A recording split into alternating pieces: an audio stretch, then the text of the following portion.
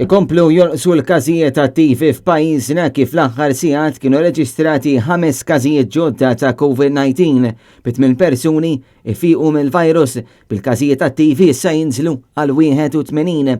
Apparti dan għas-16 jum konsekuttiv ma kien hemm ebda persuna li tilfet ħajjita kaġun ta' dan il-virus bin-numru ta' vittmi jibqa' dak ta' 417.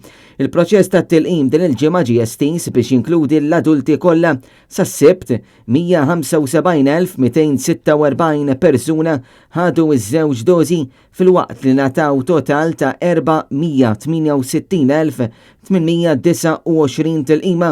Intant fi studju li sar fir-Renju Unit qed ikun konfermat li t-tilqim tal-Pfizer u l-AstraZeneca huma effettivi kontra il-varjant Indjan dan wara li persuna tieħu żewġ dożi.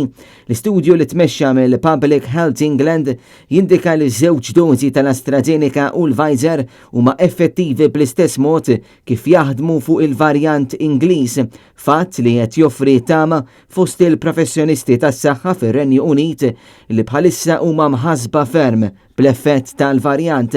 Jumejn ilu l-Gvern tal-Ġermanja impona kwarantina ta' 15 fuq l-Ingliżi li jkunu deħlin fil-pajjiż.